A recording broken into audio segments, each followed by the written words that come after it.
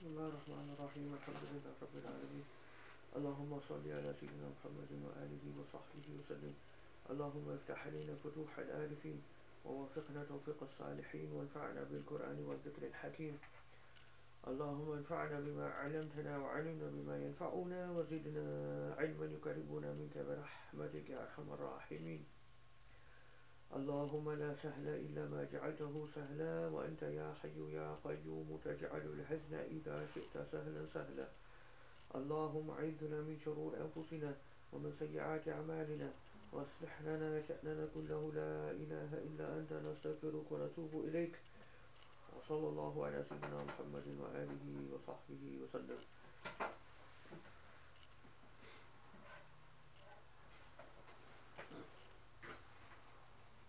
Inshallah we'll go back to that maybe hopefully next week.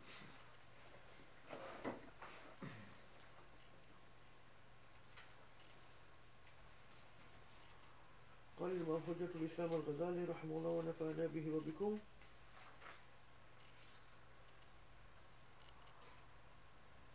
If you remember last time we just came to the point where we were speaking about those aspects of the qalb or the soul or the heart or the mind, as it's all known in different terms. And remember Imam al-Ghazali rahimahullah said that the matter of the heart is very extensive, so that if you look at what scholars have written on those attributes which are destructive to our soul or our heart, they come to approximately about 90, he said, if you look at in all the different works. And if you look at those things which are good attributes or saving attributes for the heart, they're approximately the same number, because often the destructive ones are the opposites of the ones that are good, So he said, that's obviously a very lengthy and thing. But then he said, I have reflected deeply about this and have reduced to the most essential core components for the purpose of this book. Because this is like a brief book. So then he said, we can bring it down to four destructive and four essentially good attributes. So this is amazing, that just helps us to bear in mind that these four have come from such a wide-ranging number of attributes. So what were the four? Remember we just mentioned them last time, because in case people are going to be too much, the suspense would be too much for them waiting for the following week. So we mentioned what the four were. The four destructive ones were, anyone remember offhand? Without looking at your notes for me. The four destructive ones,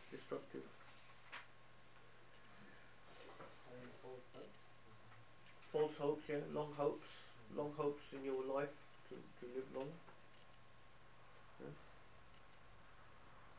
Any others?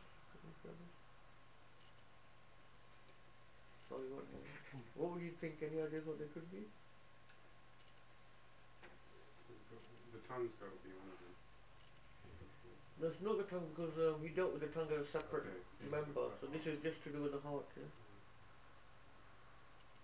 Sister, I'm sure you remember, because you were quite... I think one of them was hurriedness. Hurriedness, good, yeah. That was one that was a bit surprising, that from those four destructive, he included al-ajala, the hurriedness, doing things speedily. Showing how important that is as a very, very core destructive. And the other two were ones that you would probably expect, hasad and kibr. Envy, malicious envy, and arrogance. And so the four good attributes were the opposites of those. So the first one was not having long hopes, so having short hopes, not expecting to live more than the next day, sort of thing. Ta'anni, and then taking your time, deliberation, not being hurried in doing things. Deliberate, and then the opposite of hasad is nasiha lil khalq, to to give good, to wish good for people, to wish good for people. And the opposite of kibr, tawadu wal khushu', to have humbleness and sort of fearfulness of Allah subhanahu wa ta'ala.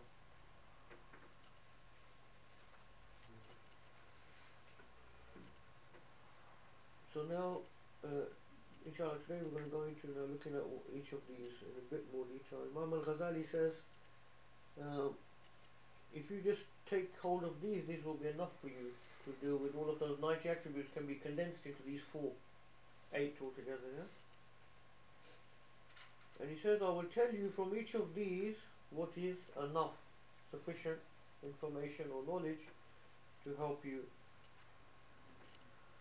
So the first one, amma tool al-amal, having long hopes, meaning thinking that you're going to live forever, thinking that you're going to live for ages, thinking you've got so much time ahead of you. That's what I mean by tool al-amal. As you know, Ibn Umar, he said, when you wake up, don't think that you're going to meet the evening. And when you come into the evening, don't think that you're going to wake up the next morning. You know? So always be aware that you could die at any time. So this is the opposite of that, you see. And shaitan comes to the human being and stretches his life in front of him like an elastic band. He stretches his life in front of him like an elastic band. I told you before the story of this lady I had once in, I always remember this particular lady in my clinic when I was in East London. She was an elderly lady, probably around 70, and I think she was Jewish. And one day she came and she was very distressed. She said, "Doctor, really tearful and everything." I said, "I've been told that my doctors or the physicians have told me that I've only got a few months left to live." Because she had cancer. Yeah, so it's very shocking, shocking news that they've given her like between 3 to 6 months, so you can imagine the state she was in, Afterwards, when I was reflecting upon that, I was thinking to myself, look, she's 70 anyway,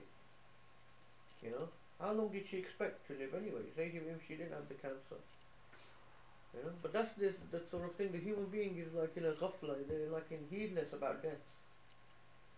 No matter even if we get older and older and older, people get 60, 70, 80, they still often just don't have that in their, somehow or another they've just been deluded. She's 70, she could have died anyway. So it's just, it's that amazing thing that when you're actually told when you're going to die, that's when it really strikes you. Because none of us have been told our ajal. But imagine you were told today, in 23 years, 42 days from now, you will die. How would you handle that information? Be interesting, interesting thing to think about, Because all of us, the ajal is written already. It's known the day that, the Malak al-Maut will come and take our soul. It's known, it's written. When our soul was put into the womb, that was the information that was put there with it,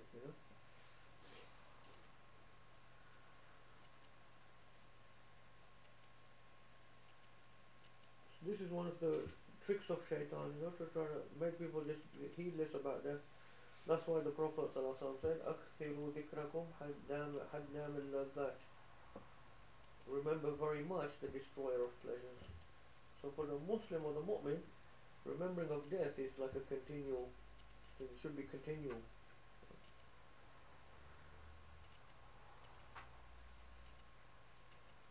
Why? Because it reorientates us to reality.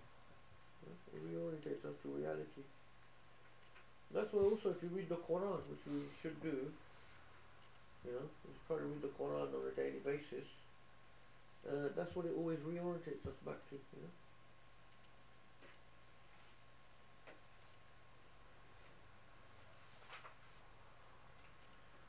طول الأمر إنه العائق عن كل خير وتعة. So he says, having these long hopes in having a long life, he says, this is the obstacle to all good actions and all obedience. الجالب لكل شر وفتنة. It is a thing which brings about every evil thing and every fitna. every tribulation.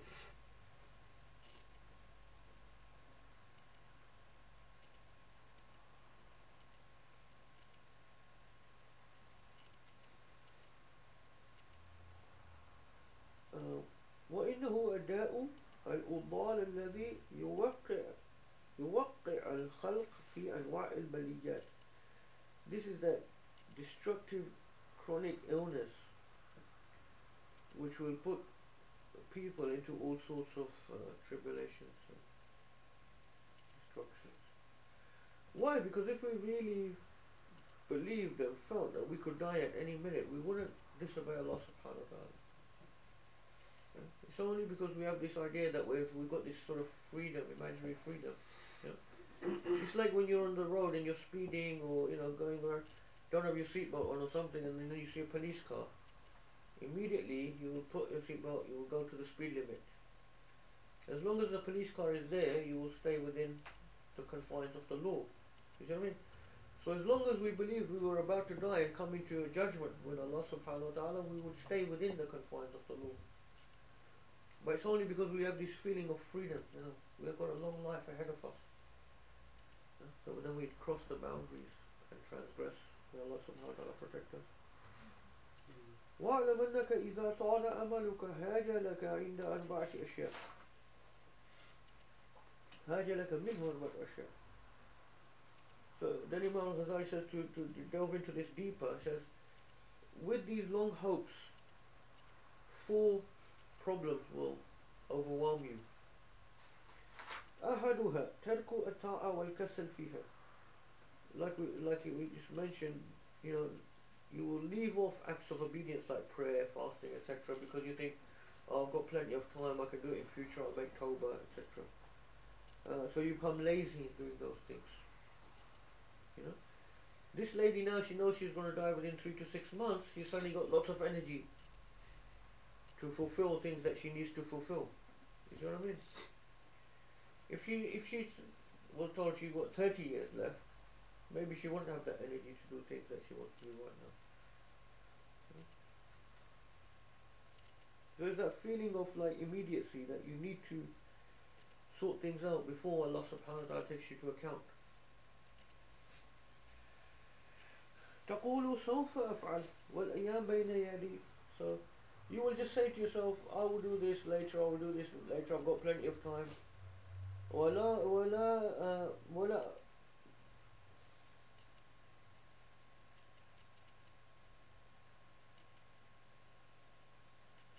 أفوتني ذلك ولقد صدق داود الطائي رحمه الله حيث قال من خاف الوعيد قرب عليه البعيد. So Dawood al-Ta'i said, whoever fears the warning, the far becomes close to him.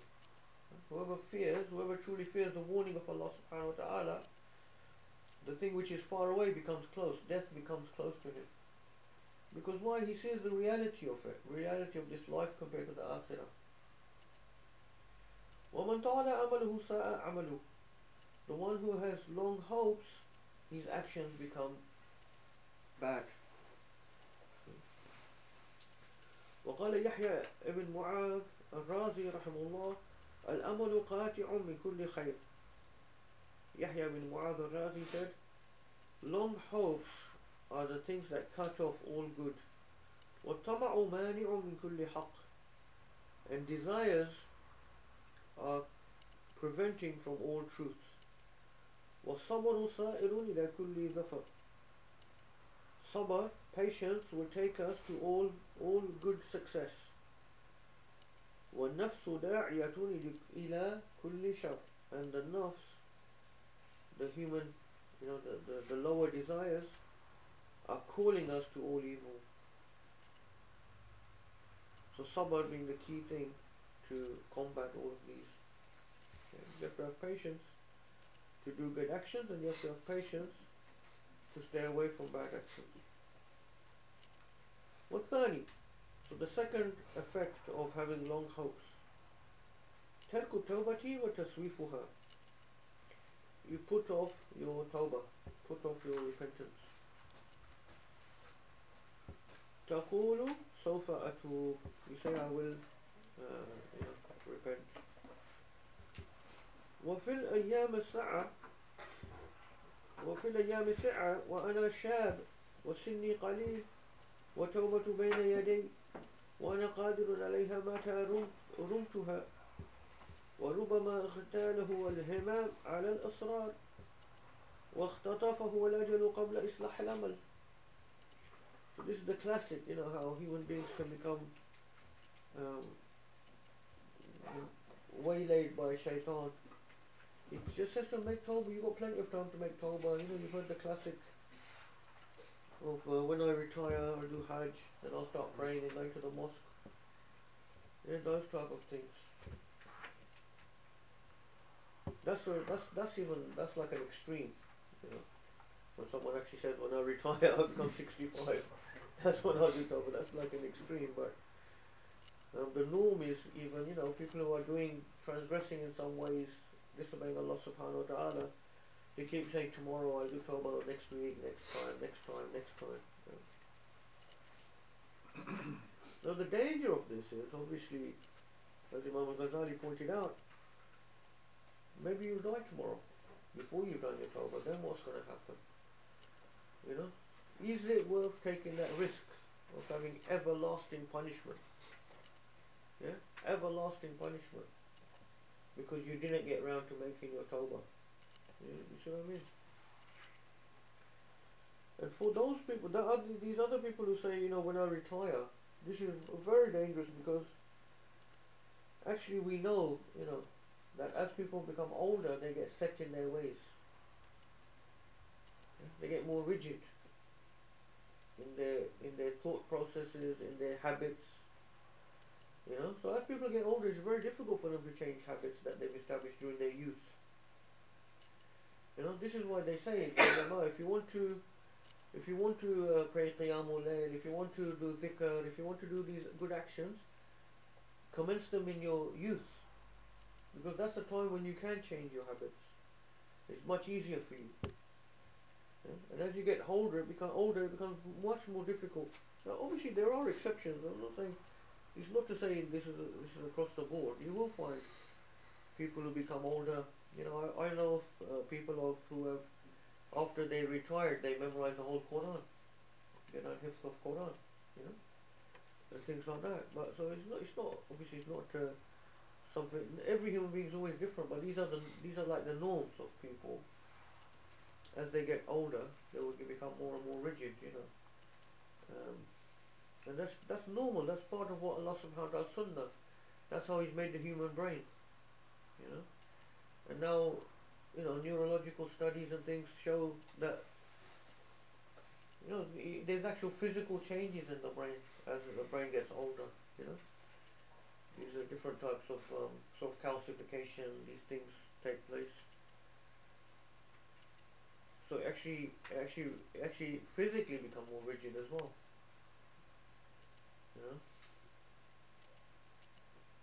And it says Allah subhanahu wa ta'ala said in the Quran, talking about the human being, you start as a child, you don't know anything. You didn't know anything when you were a child. Imagine when you were a baby or a toddler, you know nothing. You don't have any knowledge. Then when you grow into your full strength and your full youth, you feel full of energy and power.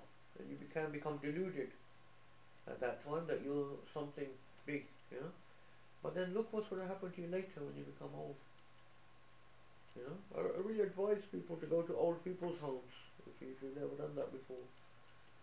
And just see what happens to people when they become older. Go to places where you see people have dementia. And dementia happens to everyone. Eventually, it will happen to everyone. Some people it happens earlier, some people it will happen much later. But eventually it happens to, it's a normal aging process of the brain.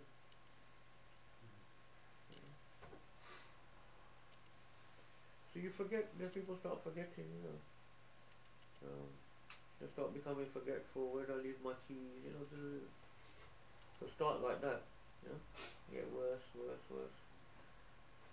Until the most advanced stages, they forget the names of their family members. You know, when it gets to that point, you know, it's very advanced. And the most, obviously, the most advanced when they forget their own name. Yeah, there's a joke concerning this.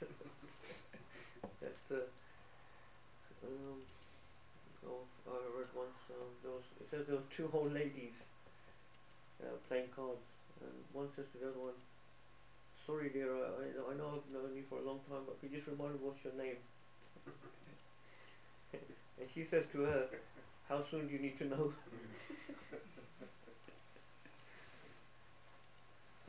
But this is, you know, this is the truth about the human being. This is what happens to us when we get older.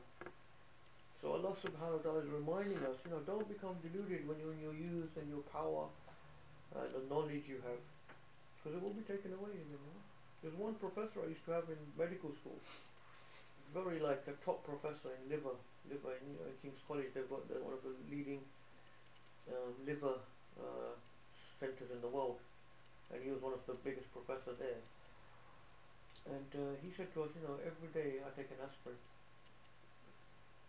Why? Because this was, you know, not for any, he didn't have any illness or heart disease or anything like that. He said every day I take an aspirin because he was worried, you know, that when he gets older, you know, the brain dementia, he thought that might help, you know, to keep the blood a bit thinned up, so it doesn't get like these mini strokes and things like that. You know?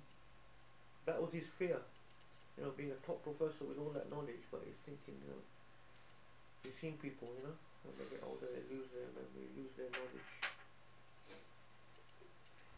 These are just signs, very, very powerful signs that Allah subhanahu wa ta'ala put here for us, for people who reflect, you know, to remind us of who we are, the reality of what we are.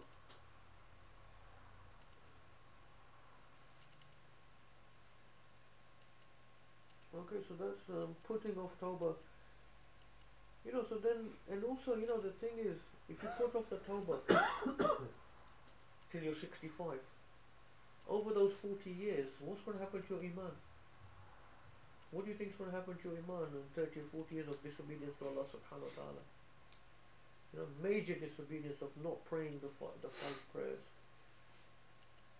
Your Iman is going to, you know, but that's how Iman goes down and down, is when you're in disobedience to Allah.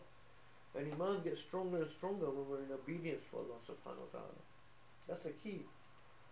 You know, if you want to make your Iman strong, you have to be strong in your obedience to Allah subhanahu wa ta'ala. That's the thing people have to always remember. You don't make your Iman strong by studying Aqidah, for example. Or, you know, from studying generally. Iman is made strong by doing acts of obedience to Allah subhanahu wa ta'ala. And it becomes weaker and weaker the more we're disobedient to Him. So what's the guarantee by the age of 65 you will still have Iman? You know? And if you have it, it'll be so weak. You know? Sheikh, I was wondering, Yeah? people who do get dementia when they get really old, do they forget the Quran, or are they still, is there any? I mean, you know, I have heard some sheikhs, they do say, you know, if you for example, memorize Quran, you wouldn't forget it. But I don't know, I don't think so. I mean, I think they would, yeah, I think they would. Allah alim, I don't know. To be honest, I don't know. But obviously they wouldn't be sinful for that if it was through dementia. Yeah, Allah alim, I don't know really. I haven't really met any like Hafiz of Quran that got dementia or anything. So have you heard that it like can protect you or something? Or? Sorry? Have you heard that it can protect you from? No, I mean, my grandmother who passed away, she forgot the names of her children, Yes, her own children, but she was still praying and reading Quran, so that was a good thing. Yeah. That's amazing, isn't it? It's an example, it's a habit, isn't it, that you've just done. But then again, I mean, forgetting names of your kids is like that is obviously something that's very deep inside someone, so that's a really advanced stage, you know. So, alhamdulillah, so that's a good sign, you know.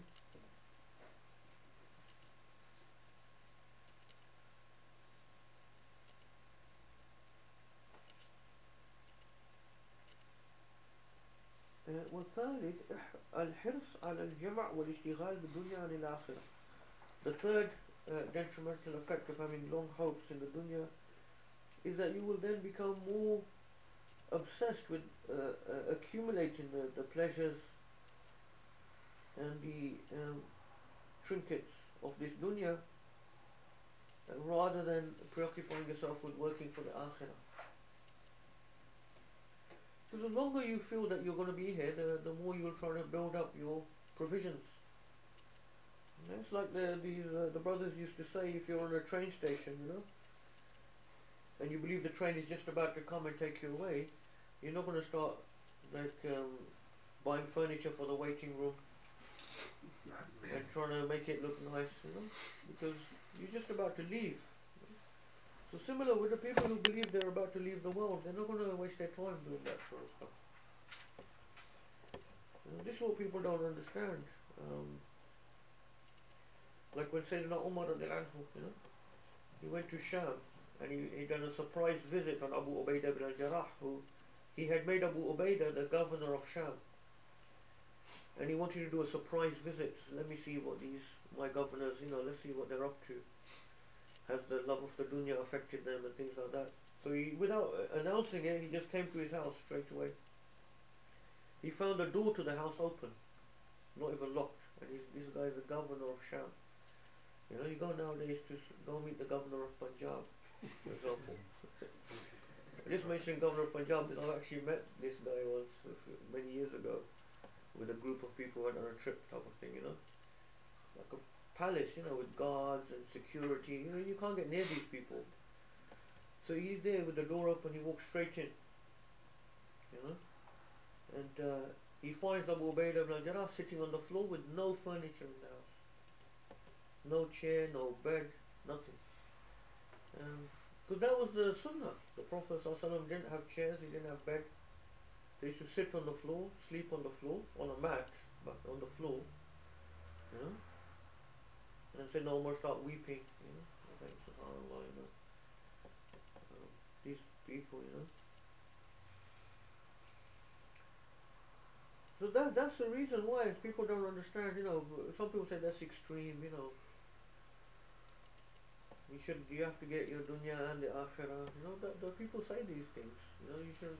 People have said to me, you know, it's a bit extreme what you're teaching, and you know, it'll put people off. Muslims need to also work in the dunya as well, and you know, be successful and everything. It's fine. I'm not saying anything about that, but this is just the reality. These are people when reality has hit their hearts. They know that this world is just useless and it's a waste of time trying to accumulate things here, you know, for themselves. It doesn't mean you don't work for the deen. Of course, that's what you should do. Is you'll struggle for the sake of Allah subhanahu wa ta'ala, you know, to struggle for the deen, to rectify the society. You know, but that's for the sake of Allah. That becomes amal salih. It's not for the sake of your dunya. You see what I mean? These are people that reality has hit them. That's why they're like that. You know?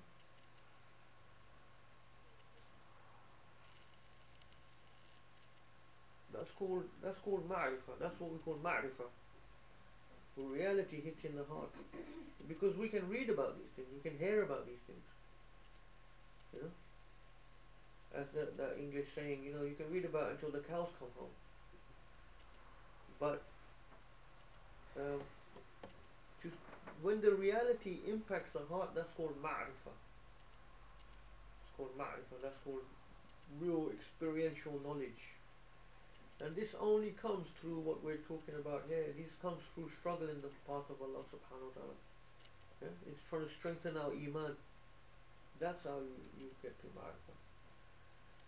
Now Imam al-Ghazali has an interest, makes a good point, that two aspects, you know, through dhikr you get mahabba.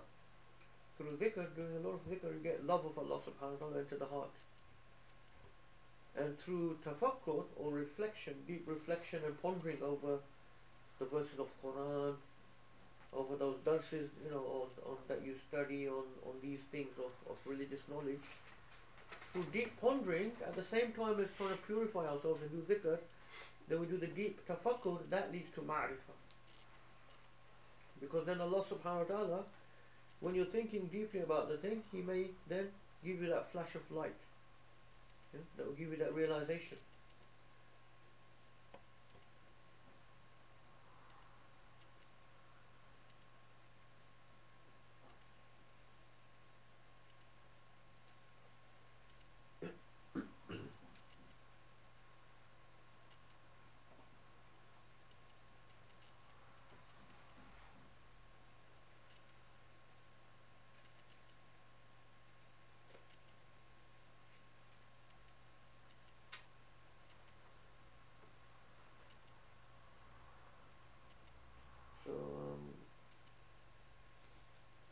ويقول أخاف الفقر في الكبر.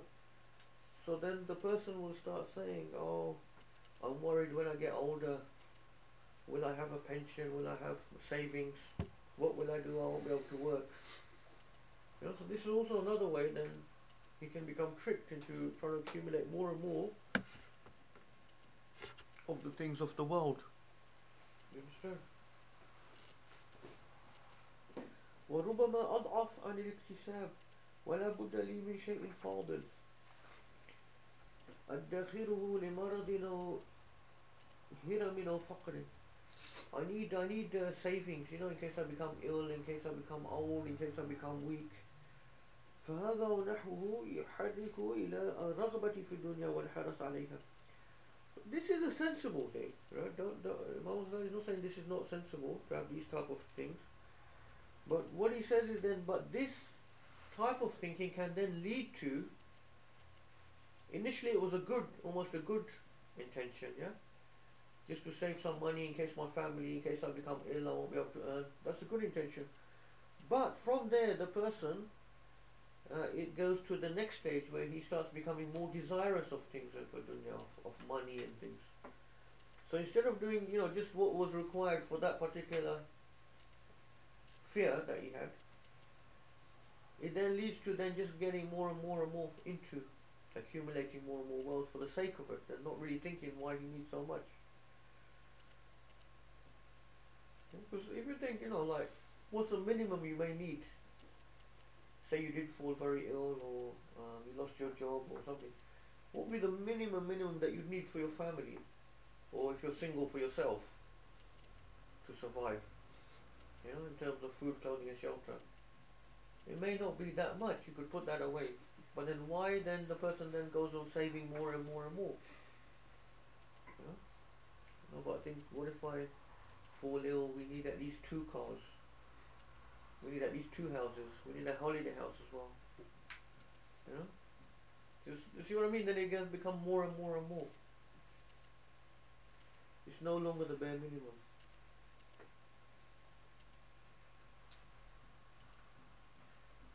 تقول إيش آكل وإيش أشرب وإيش ألبس. Well, it's strange here that Imam al-Ghazali is going into sort of colloquial, isn't it? It's not fusha.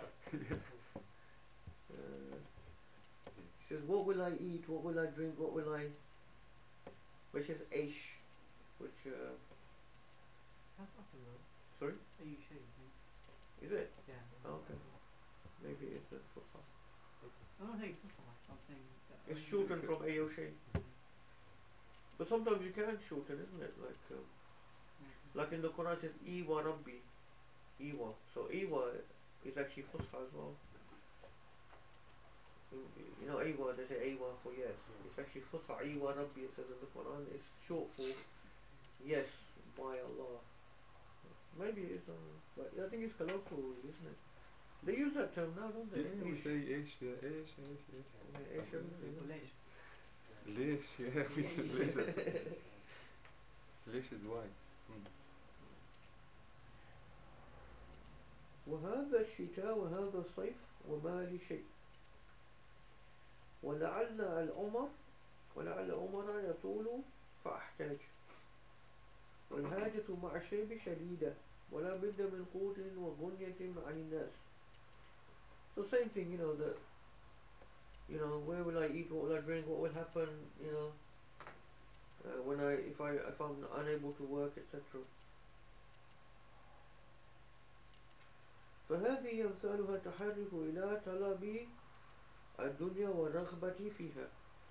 So that these type of things, these type of thoughts actually lead us to getting more and more after the things of this world and desirous of the things of this world. والجمع لها والمنع لها عندك منها.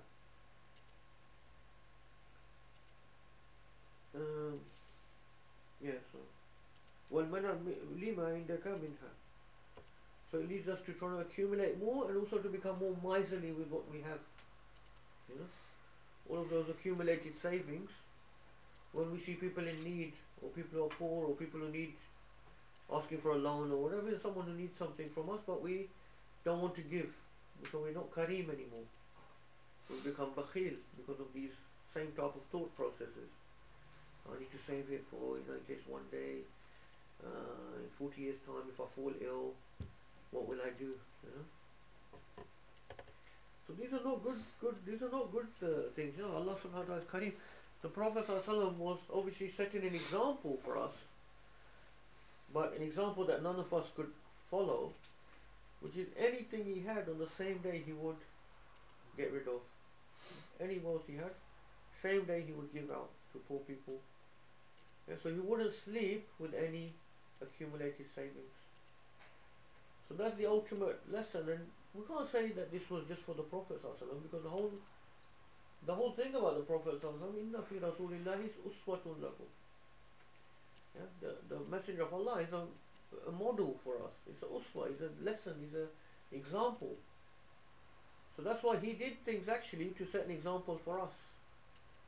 Otherwise, he could have done much more extreme ibadat and different things.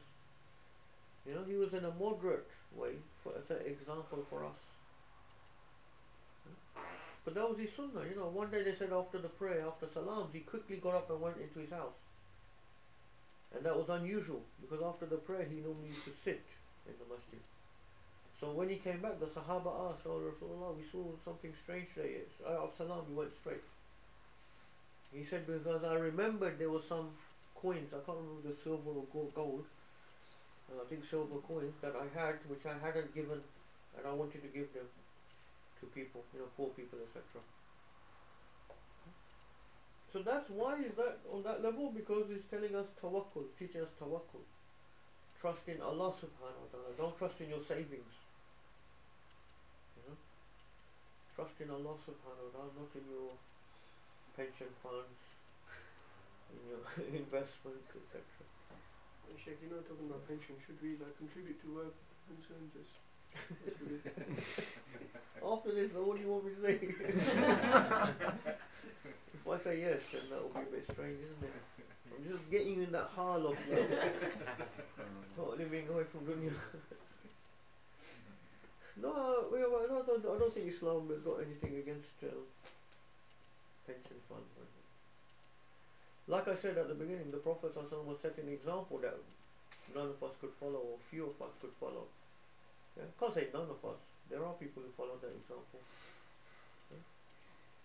But for us normal people, it's okay.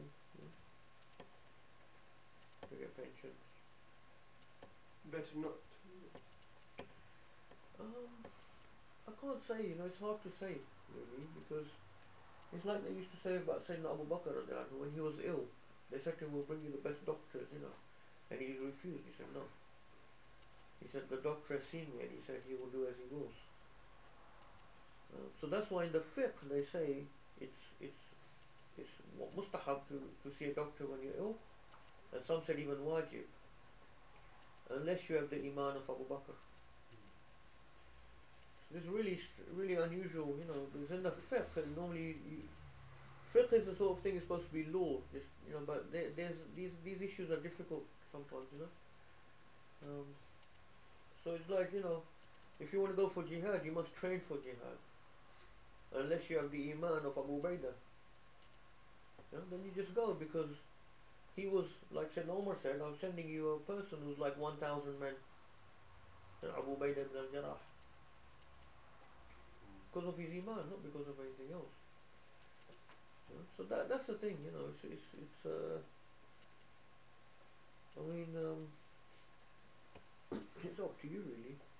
I don't think Islam has got anything against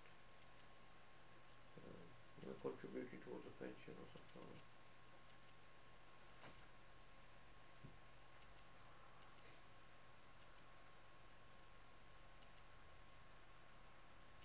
that. Okay. Now, for men, it's normally the role of men, meaning if you're in a family or a relationship, it's normally the role of men to also help the women in these regards of not being too much into the dunyawi concerns. Because it's more in the nature of the sisters to get more into these things. I'm not saying this in a bad way, this is just normal human nature. Now, there may be some sisters that are much more pious than many men, that are much more not into Hubbu Dunya, like Rabi' al-Basri and women like that, who, they say that, but as a normal norm, men have to be more, because it happened with the Prophet, with his wives. And his wives are the best of women. The wives of the Prophet, they're the best of women, but he, at one time, he separated for them for 30 days, or 29 days, for 1 month. Because of sort of certain way they were putting demands on him of this nature. These type of things. So Allah subhanahu wa ta'ala said in the Quran, O wives of the Prophet, if you wish to have the good things of this world, then you're free to go. He will divorce all of you, you're free to go. But if you want Allah and His Messenger, then that's better for you. But so in my own meaning. So that's what was mentioned. So it just shows us they were the best of women, best of all women. But this can be the nature because the woman is more concerned about the household normally. Obviously before this age of now, everything being mixed up and men and women becoming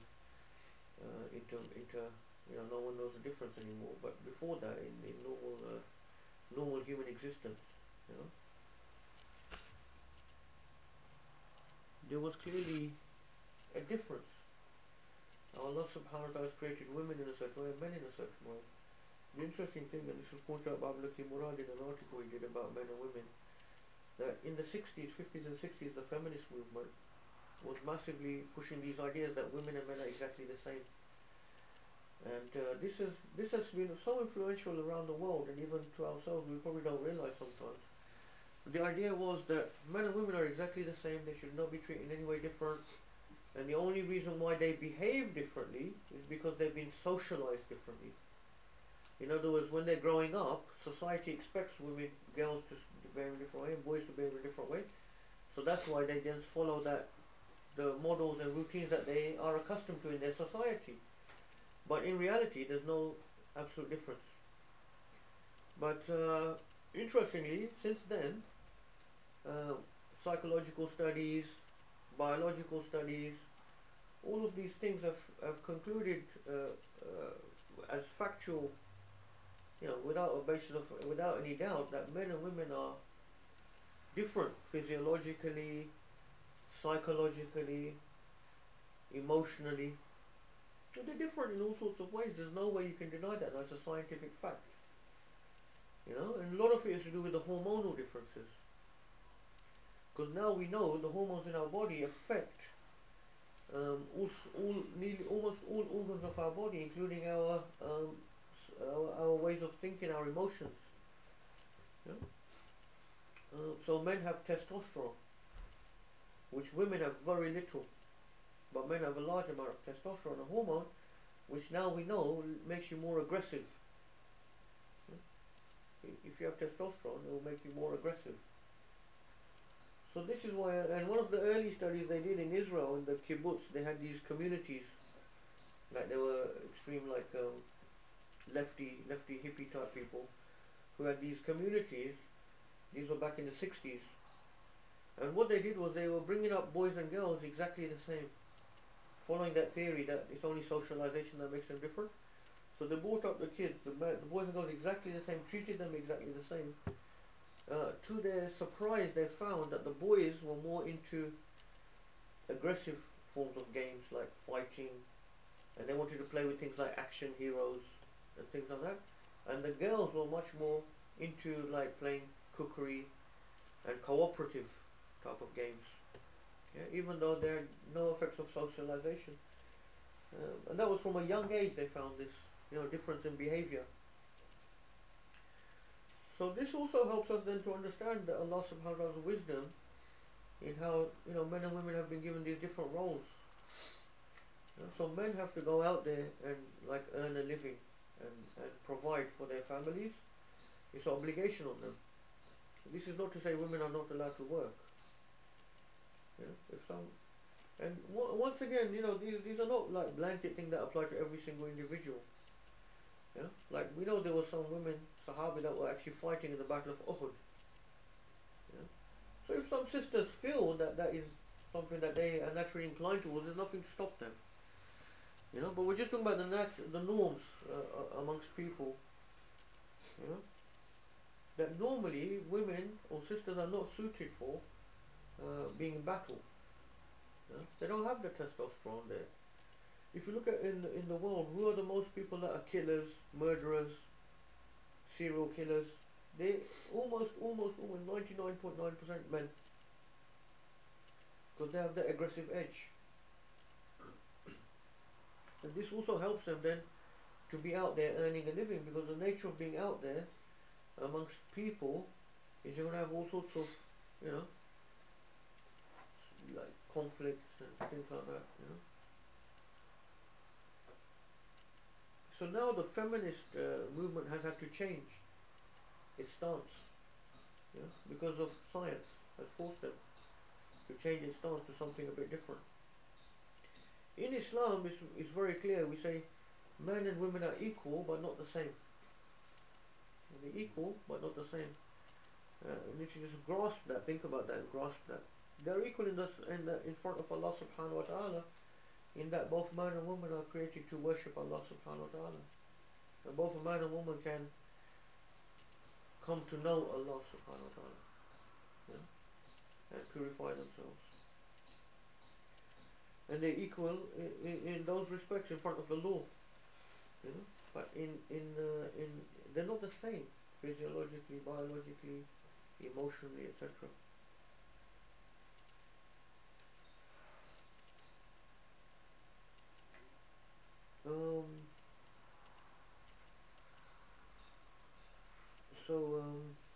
What do we get up to? Was it end of point 3?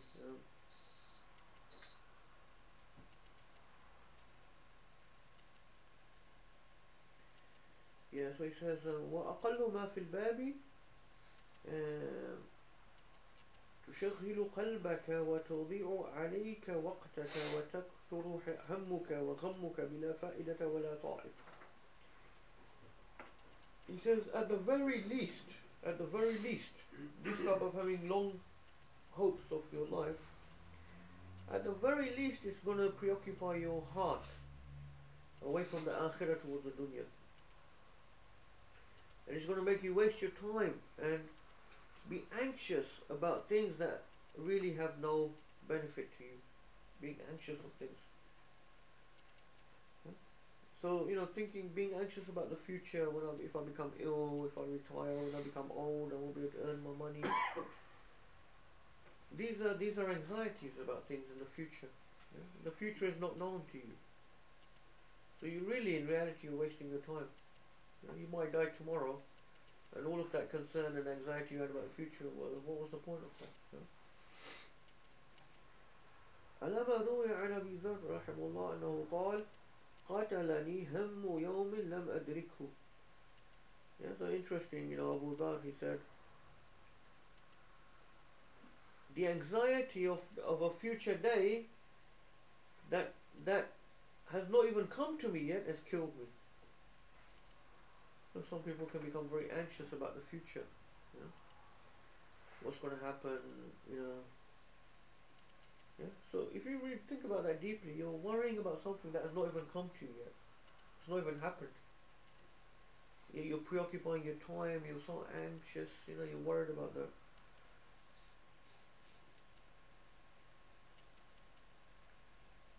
قيل وكيف ذلك يا أبا ذر? They said, how? What do you mean, Abu Dhar? قال إن أملي جاوز عجلي. He said, my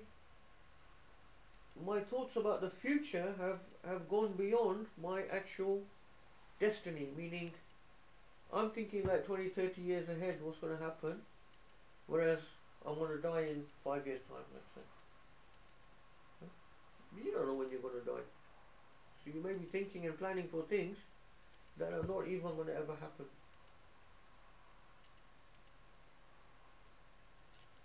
والرابع القسوة في القلب والنسيان للآخرة. I don't want anyone to come back to me after 30 years when you retire and say to me, Sheikh, because of you I didn't get the pension fund. Now I've got no money.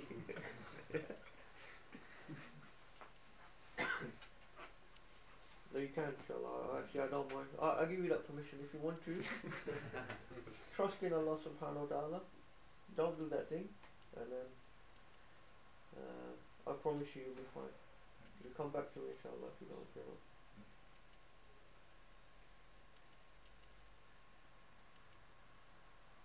Okay, so then the fourth effect of having long hopes. وَالرَّابِعُ الْقَسْوَةُ فِي الْقَلْبِ وَالنِّسْيَانُ لِلْآخِرَةِ. So he said the least is that you'll become preoccupied with the dunyawi things. If it gets to the worst case scenario, you can have the hardening of the heart taking place and becoming completely forgetful about the akhirah because you become so preoccupied in the affairs of this world. لأنك إذا أملت العيش الطويل لا تذكر الموت والقبر. Because if you're always thinking about a long life ahead of you, what's going to happen next year, what's going to happen in 5 years' time, what's going to happen in 10 years' time, what am I going to do this, what am I going to do that. You're not going to spend your time thinking about when you die and what's going to happen in the qabr. كما قال علي بن أبي طالب رضي الله عنه أخوف ما أخاف عليكم اثنان. Ali bin Abi Talib said the most fearful of those things which I fear for you are two things. طول الأمل, having long hopes in this world. واتباع الهوى, and following your desires, following your base desires. ألا وإن طول الأمل ينسي الآخرة. Surely the long hopes will make you forgetful of the akhirah.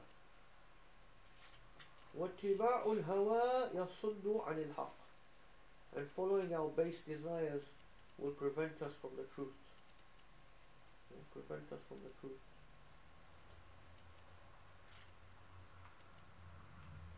فإذا يصير فكرك ومعظم قلبك في حديث الدنيا. When we start thinking more and more about our life and our long life ahead of us, all of our thoughts become to do with the things of the dunya.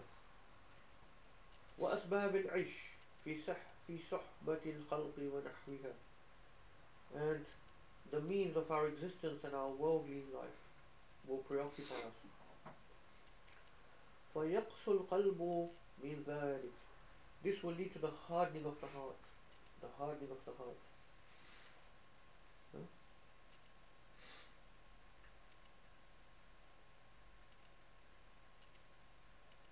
وإنما رقة القلب وصفوته بذكر الموت والقبر.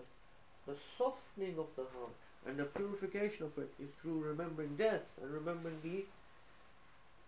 the qabr and remembering the thawab and the iqab, the everlasting punishment and the everlasting reward.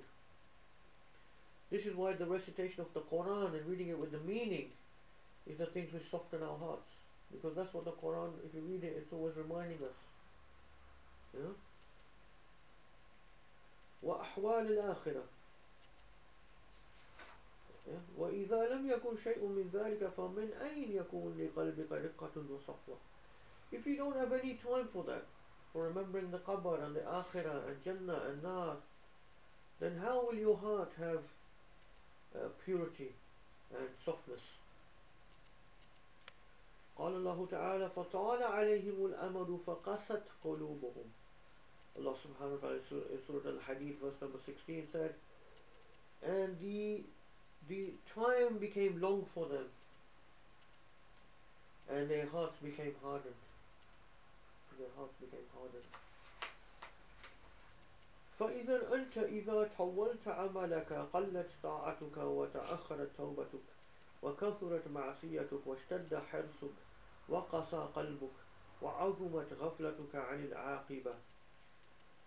So he says, then to summarize, if you make your hopes long in this world and in this life, your good actions will become less, your tawbah will become delayed, your disobedience becomes more, your desire for the world becomes more, your heart becomes hardened, and your heedlessness about reality of the afterlife becomes more.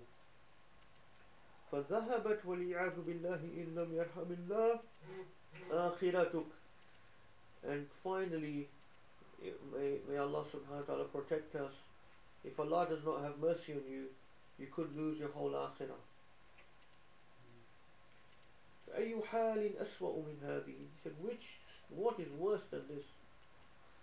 وأي آفة أعظم من هذه. Which tribulation is worse than this? وكل هذا بسبب طول العمل. All of this is just because we're putting too much hopes in our life. So we see now why he's put this thing into the four destructive things, طول العمل, because it leads to all these other things. If we literally felt we were going to die tomorrow, imagine how we would be. So this is why طول العمل is one of the most worst things. Just to be in this sort of state of thinking we got plenty of time ahead of us. Plenty of time ahead of us.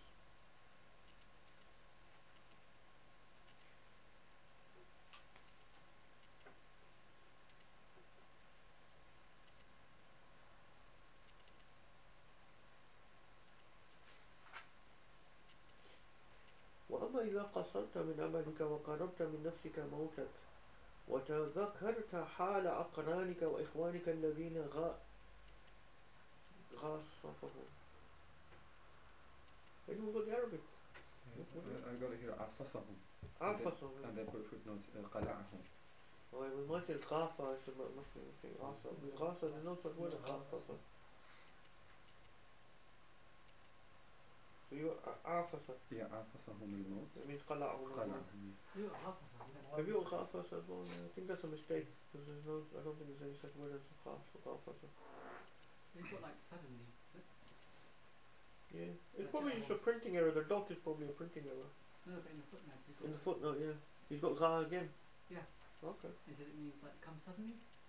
What we've got? Yeah, qala. Well, Allah. It's like both.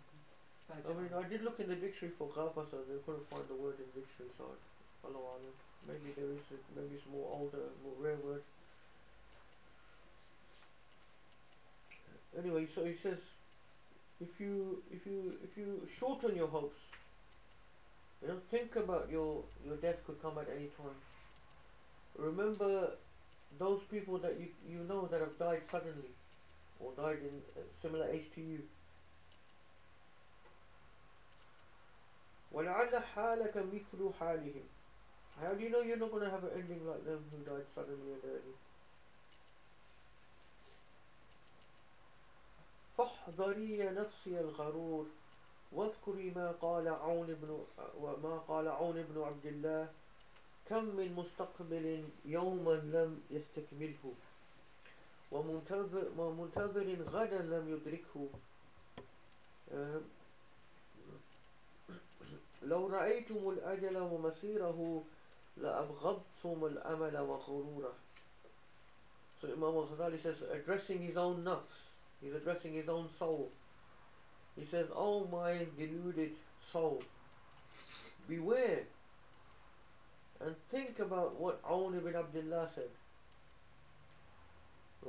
when he said, how many people there are that have come to a day.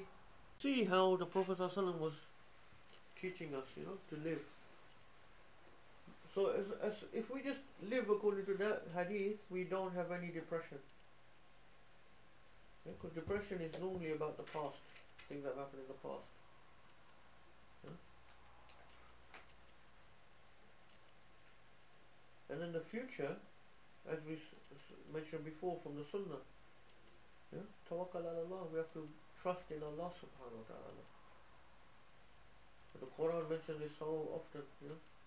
Inna Allah yuhibbul mutawakkilin. The one who trusts in Allah, Allah will take care of him. It's a promise in the Quran, a promise. Allah will be hasbuhu, Allah will be sufficient for him. If only they just trusted in Allah subhanahu wa ta'ala. So then how can you have anxiety about the future? You see what I mean? So what's left is the present. That's the time you're in, that's the time you have to take control of. The past was qadar Allah. The future is in the hands of Allah subhanahu wa ta'ala. If we believe in Allah, we trust in Allah, we love Allah subhanahu wa ta'ala, why we have any anxieties or worries? Why would we worry about whatever is in the control of Allah subhanahu wa ta'ala? Why would we grieve over something that Allah subhanahu wa ta'ala decreed for us? You see?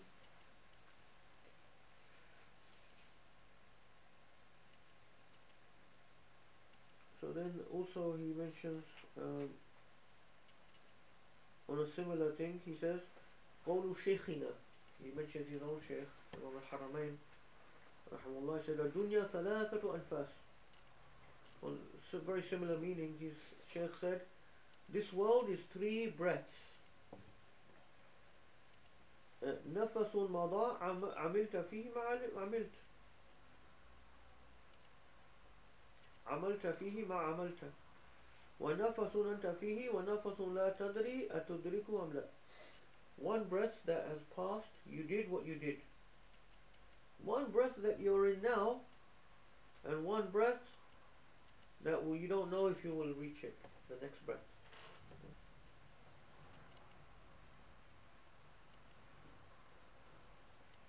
إذ كم من متنفس نفسا ففاجأه الموت قبل النفس الآخر. How many there are people who are breathing and then they suddenly died before the next breath. So as they say, some of the Sufis, they used to say, every breath, take it as your last breath. But you don't know if you're going to take the next breath. If Allah subhanahu wa ta'ala takes away His power from your next breath, you won't breathe your next breath. You will fall down dead. This is what the Prophet ﷺ said. That there was one in there's an ayah in Quran when Allah subhanahu wa ta'ala challenged the Yahud. He said in the Quran, وَلَا يَتَمَنَّوْنَهُ أَبَدًا. He said in the Quran, if they believe that they are the chosen people, then let them wish for death. If they say that they are the chosen people, the Jews, let them wish for death. Because if they're the chosen people, they should be wishing to go back to Allah subhanahu wa ta'ala and eternal life in the hereafter. But in the Quran it said, لَا يَتَمَنَّوْنَهُ أَبَدًا. They will never wish for this because of what their own hands have earned. Because deep down they know the sins and those things they have committed against Allah subhanahu wa ta'ala. Now this was a challenge in the Quran because they could easily have come in front of the Prophet sallallahu alaihi wasallam, the Yahud of Medina, and said to him, no, here we are wishing, we're praying for death right now in front of you. And they could have refuted the Quran. But none of them did that in the life of the Prophet ﷺ. And he said to the Sahaba, he said, if they had come and said that in front of me, they wouldn't have Allah subhanahu wa ta'ala would have made them choke on their own saliva. They would have fallen dead in front of him. So that's the power that Allah subhanahu wa ta'ala has on us. You could literally, I don't know if people have ever choked before. You could be just eating, you could just choke and you could actually die. It was mentioned that George Bush Jr., I don't know if you heard about it, he almost died, he almost choked on a pretzel. Those pretzels.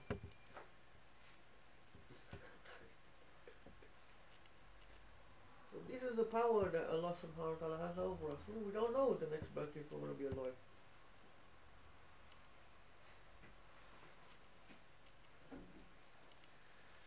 So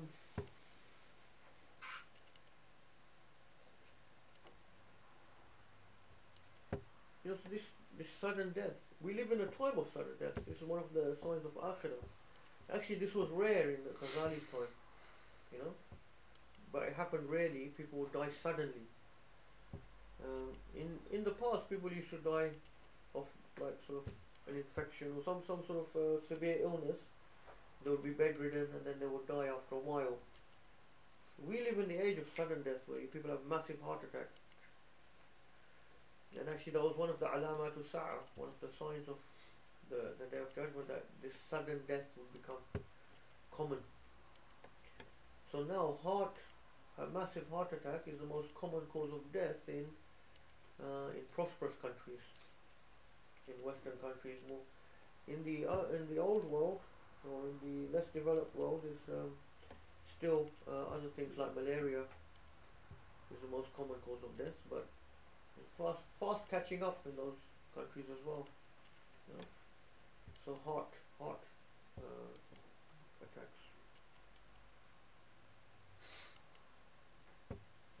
The heart's becoming hardened even physically, and people dying of massive heart attack.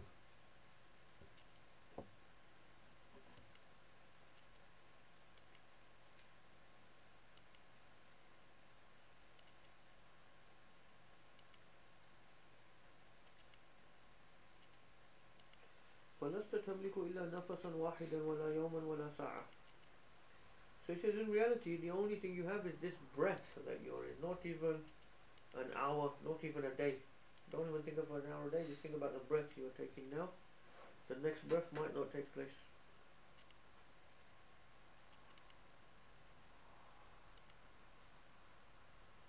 فبادر في هذا النفس الواحد إلى طاعته. So use this breath to rush to the obedience of Allah subhanahu wa ta'ala. قبل أن يفوت وإلى التوبة. Make tawbah now. فلعلك في نفس التالي تموت. So because maybe in the next breath you'll be dead. ولا تهتمي يا نفسي بالرزق ولا تبقين لتحتاجي إليه فيكون وقتك ضائعا والهم فضلا.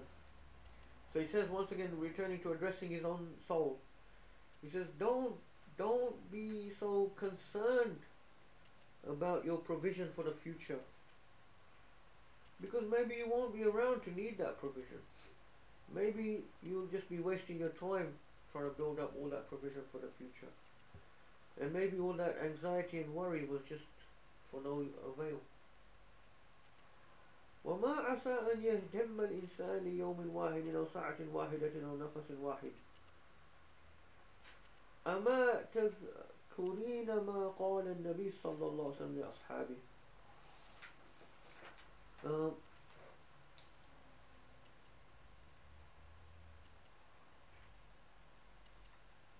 She says, how addressing his nafs, still addressing his own soul, if only the human being would just be concerned with today, or with this moment, or with this breath. Do you not remember what the Prophet ﷺ said to his companions? أما تعجبون من أسامة المشتري الوليد بصبر شهر. What do you have on that one? I'm not sure. أما تعجبون أسامة المشتري يصبر شهرا. المشتري يصبر شهرا. Alright. You don't have al-Walid. You have? Oh, al-Walida. You have al-Walid. Walida? At the beginning or the rest of the... So just read your one again. أما تعجبون من أسامة المشتري يصبر شهرا إن أسامة لطويل الأمل والله ما وضعته قدما فرميت. Al-Walida makes sense as well. بصبر شهر, yeah, that's it. And I mean, the point is, the Prophet ﷺ was talking about someone who purchases something for which he waits for 1 month to get the thing. Osama was the person in question. And he said, surely Osama has got a long hope. He's buying this thing for 1 month's future. He's got a long hope. So this is the Prophet ﷺ was just teaching the Sahaba. You know what I mean? Teaching the Sahaba. Wallahi ma wada'tu qabadan fadhanantu anni arfa'uha. And then it says, he said, by Allah, I never took one step and I thought that I would be able to lift it. I never put down one step thinking that I'll be able to lift it again. وَلَا لُقْمَةٍ فَظَنَنْتُ أَنِّي أُصِيبُهَا حَتَّى يُدْرِكَنِي الْمَوْتِ. Or ever took a morsel of food thinking that I'll be able to finish it before death overtook me.